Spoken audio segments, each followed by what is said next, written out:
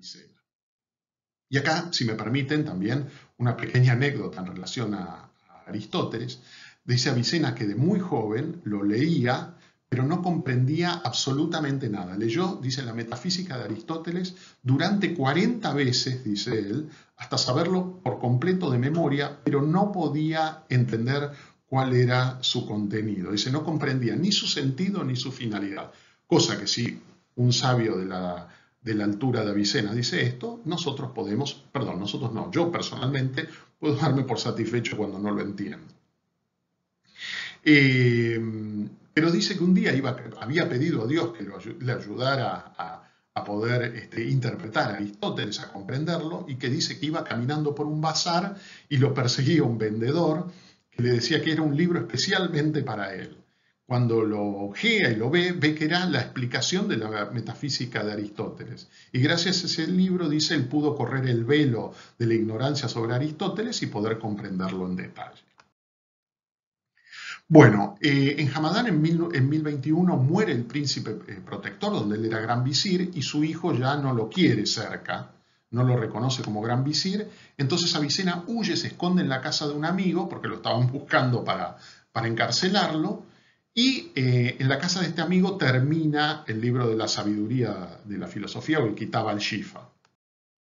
Pero bueno, el escondido en esta casa envía una carta, interceptan esta carta, detectan dónde estaba escondido y es encarcelado junto a Giussiani, su discípulo. Pero acá nuevamente observen cómo reacciona Avicena ante la adversidad. Durante 4 meses que pasa en la cárcel, escribe El vivo hijo del despierto, que es un relato simbólico, La guiada o Al-Hidaya, y tengan en cuenta esto, los remedios para las enfermedades caseras. Acá también muestra su genialidad Avicena. En el canon describe, creo que casi 800 hierbas y minerales utilizadas como remedios médicos. Entre ellos, él había detectado que había un medicamento que ayudaba a lo que en ese momento eran los síntomas secundarios a la depresión, y que en realidad el principio activo de estos vegetales, de esta hierba, eran bloqueantes de los canales cálcicos. Con tristeza digo que en mi formación una vez un médico me dijo que para ser un buen médico había que manejar bien a lo sumo 4 medicamentos. Fíjense, con tristeza lo digo, que Avicena llegó a manejar 800. Bien, vuelve a huir, esta vez huye de la cárcel con su discípulo a otra ciudad que se llamaba Ispahan, y acá pasa los últimos 14 años de su vida protegido por un príncipe, el Alauddolá. Y acá él participa de una campaña militar, sufre una enfermedad intestinal descrita únicamente como cólicos, al menos eso es lo que dice su biografía, y muere a los 57 años. Los detractores de Avicena, pues Avicena, como les decía, era un hombre muy sensual, de apetitos sensuales, decían que había muerto por exceso de actividad sexual, pero se ha demostrado que estas son adulteraciones se han colocado los detractores, sobre todo de sus ideas filosóficas, de sus ideas religiosas particularmente, pero sus detractores de ideas médicas incluyeron esos comentarios en su biografía con el fin de denostarlo. Pero la realidad es que la muerte de él es a través de una enfermedad intestinal. Y muere a los 57 años en agosto de 1037. Bien, pasamos a su obra capital, ¿no? Quizás la más importante, les repito, en la historia de la medicina, el libro más influyente e importante, que fue el Canon. Fíjense, esta es una hoja del Canon. Observen que al costado, todo al costado, hay como anotaciones en caracteres árabes. Bueno, en realidad estas son las anotaciones que realizaba un estudiante. Se nota que ha estado en manos de un estudioso este canon y bueno, ha dejado la impronta, ¿no?, de sus propias anotaciones al respecto. Esta es otra hoja del canon, ¿no?, en la página de apertura del 5º volumen. Fíjense qué preciosura de diseño. Esto es probablemente del siglo XV en Persia y actualmente está en la Biblioteca Nacional de Medicina de Estados Unidos. El canon tiene un criterio amplio, claro, es conciso y tiene rigor lógico. sea, es un filósofo escribiendo sobre medicina. Entonces, la lógica del relato está absolutamente cuidada. Fíjese que el canon consignó los descubrimientos de médicos de griegos, indios, persas, árabes y chinos. O sea, recopiló todo Avicena, gracias a poder acceder a bibliotecas monumentales que los gobernantes de esa época valoraban. Los gobernantes árabes tenían un aprecio mucho mayor que los gobernantes de Occidente por el cultivarse por el conocimiento.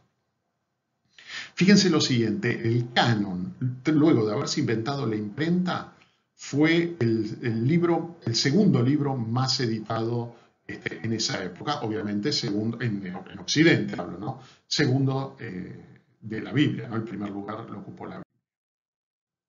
Consta de 5 volúmenes, tiene 1.000.000 de palabras, incluía todo el conocimiento médico de la época, en el cual define la medicina y su campo de acción. Las enfermedades y su etiología, al menos la etiología que él pensaba conocer en esa época. Hay un área dedicada a la semiología, donde se describe el pulso y la orina. Dicen que esas dos partes son maravillosas. También hay un área dedicada a la medicina preventiva, a la terapéutica y a la farmacología, como les decía, más de 800 elementos para ser utilizados en la terapéutica y en la farmacología. También un área dedicada a la cirugía, todo el ámbito quirúrgico. Hay un área también dedicada a las patologías de la piel y de los ojos, quizás las áreas más desarrolladas porque eran las patologías más frecuentes en ese momento, teniendo en cuenta que la gente no tenía una gran higiene y que vivían en el desierto.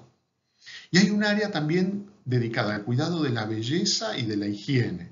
Habla de la necesidad de higienizarse todos los días, de tomar un baño, de oler bien.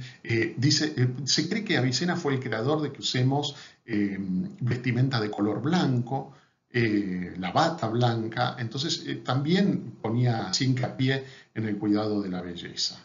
Todo este tipo de conocimiento está dentro del canon. Pero el canon no solamente es una recopilación de datos de otros autores. Avicena lo enriquece con sus propios descubrimientos y observaciones. Y además tiene un sistema pedagógico maravilloso. ¿Por qué? Porque pone notas muy pequeñas, sucintas, para ser memorizadas por sus discípulos. Hay poemas didácticos, ¿no? En el cual busca Avicena facilitar el conocimiento a partir del aprendizaje de poemas, ¿no? Poemas con contenido médico. Y lo más importante para tener en cuenta que el canon, a pesar de estar escrito en el siglo X, está basado en el principio de la causalidad natural. O sea, lo mismo que abogaba Hipócrates. O sea, que las enfermedades tienen una causa en la naturaleza y no en lo sobrenatural. También Avicena libró un combate contra las ideas oscurantistas, o sea, en la misma línea, él estaba a favor del racionalismo y de las ciencias, se lo considera también uno de los padres del pensamiento científico y combatió con mucha vehemencia a lo que era la alquimia, la cual la consideraba una charlatanería, y esto le valió el ataque por parte de Paracelso. Ustedes vieron que en la entrada de la Facultad de Medicina, una de las estatuas que está arriba es la del gran médico suizo Paracelso. Pero Paracelso era alquimista, entonces varios siglos después decía que los aportes de Avicena eran nulos y prendió fuego el canon en el medio de una plaza. Fue traducido al latín por un sabio que se llamó Gerardo de Cremona, pero no fue él solo, sino que fue en equipo, ayudado por sabios judíos y musulmanes, en una época en la cual los cristianos, los judíos y los musulmanes podían convivir y trabajar de manera sin conflictos. En los últimos 30 años del siglo XV, observen esto, el libro fue editado 16 veces, o sea, 5 siglos después de haber sido escrito, y más de 20 en el siglo XVI. O sea, fíjense el tiempo en el cual la medicina quedó regida por los conocimientos de Avicena. Y se llegó a imprimir y a leer hasta la segunda mitad del siglo XVII.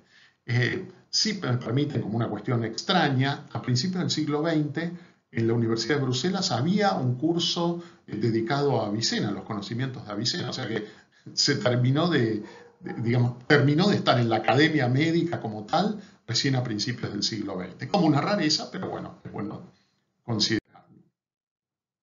Avicena, este es una de las tapas, uno de los grabados del canon, fue considerado el príncipe de los médicos, en la edición latina, ¿no? Para los árabes era el rey, pero el príncipe porque el rey se lo consideraba a Hipócrates y a Galeno.